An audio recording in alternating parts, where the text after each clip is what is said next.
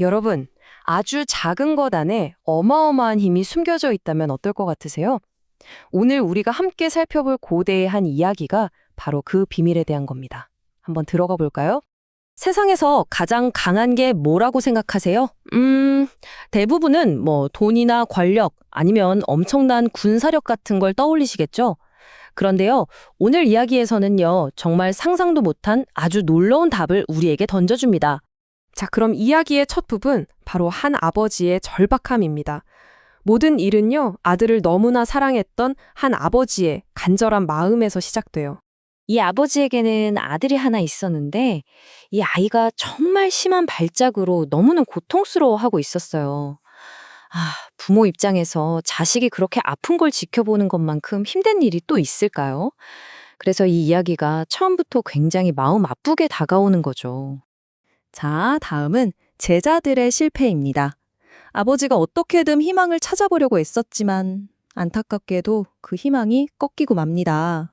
그 당시에는 희망의 상징이었을 제자들조차 이 아이를 고치지 못한 거예요. 아버지의 마지막 희망이 와르르 무너지는 순간이었겠죠. 이제는 정말 뭔가 다른 특별한 힘이 필요해진 상황입니다. 정말 모든 희망이 사라졌다고 느꼈을 때 아버지는 마지막으로 한 사람을 찾아갑니다. 바로 예수 앞에 가서 엎드려서 제발 도와달라고, 자비를 베풀어 달라고 애원하죠. 바로 이 지점이 이 이야기의 흐름을 완전히 바꿔놓는 결정적인 순간이 됩니다. 그리고 이어지는 세 번째, 예수의 꾸짖음입니다. 여기서부터 모든 절망이 희망으로 바뀌는 기적이 일어납니다. 그렇게 많은 제자들이 붙어서 낑낑대도 안 되던 일이 예수님의 꾸짖음, 딱 한마디에 그냥 즉시 해결돼 버려요. 정말 놀랍지 않나요? 이 엄청난 차이, 이 대비가 바로 이 기적의 핵심을 보여주는 거죠. 제자들은 얼마나 황당했을까요? 그래서 나중에 조용히 물어보죠. 아니, 저희는 왜 안 됐던 겁니까? 바로 이 질문이 우리를 이 이야기의 가장 중요한 부분으로 안내합니다. 자, 네 번째 주제입니다. 겨자씨 하나의 믿음. 예수님의 대답에 이 이야기의 모든 것이 담겨 있다고 해도 과언이 아니에요. 우리가 오늘 제대로 파고들 부분이 바로 이겁니다. 바로 이 말씀이에요. 이게 핵심인데 여기서 진짜 재밌는 게 뭐냐면요. 예수님이 제자들한테 너희 믿음이 작아서 그래 라고 하시면서도 동시에 야, 겨자씨 한 알만큼만 있으면 돼 라고 하시는 거예요. 믿음이 작다고 혼내시면서 아주 작은 믿음이면 충분하다고 하시다니 정말 대단한 역설이죠. 그러니까 실패한 이유는 딱 하나였던 거죠. 그들에게는 그 아이를 고칠 만한, 심지어 그 작은 겨자씨 한 알만한 믿음조차 없었다는 겁니다. 이게 얼마나 대단한 비유인지 알려면 겨자씨가 진짜 얼마나 작은지를 알아야 해요. 그 당시 사람들이 볼 수 있는 씨앗 중에 가장 작은 것 중 하나였거든요. 거의 눈에 보일까 말까 한 먼지 같은 존재였어요.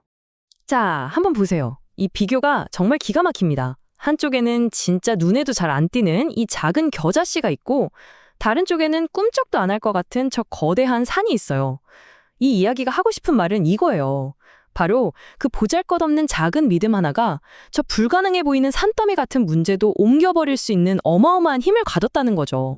자, 그럼 다섯 번째 파트, 살아있는 믿음의 힘입니다. 아니, 겨자씨 비유가 대체 무슨 뜻일까요? 그 의미를 조금 더 깊이 들어가 보죠. 아마 다들 이런 생각 하실 거예요. 아니, 그게 말이 돼? 상식적으로? 어떻게 그 작은 게 산을 옮겨? 당연한 질문이죠. 그런데 이 이야기의 대답은요, 아주 간단하고 또 강력합니다. 네, 가능합니다. 여기서 키워드는 바로 살아있는 믿음이에요. 중요한 건 믿음의 사이즈가 아니라는 거죠.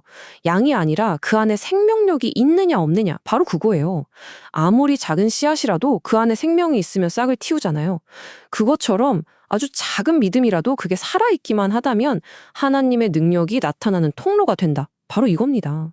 그러니까 이 이야기가 우리에게 보여주는 과정은 아주 명확해요. 1단계, 살아있는 믿음. 생명력 있는 믿음을 갖는다. 2단계, 그게 아무리 작아 보여도 괜찮다는 걸 믿는다. 왜냐하면 그걸 통해 하나님의 능력이 나타날 거니까. 3단계, 바로 이런 과정을 통해 살아계신 주님을 경험하게 된다는 거죠. 자, 이제 이 이야기는 우리 한 사람 한 사람에게 직접 질문을 던지고 있어요. 여러분은 이 살아있는 힘을 직접 한번 경험해보고 싶지 않으신가요?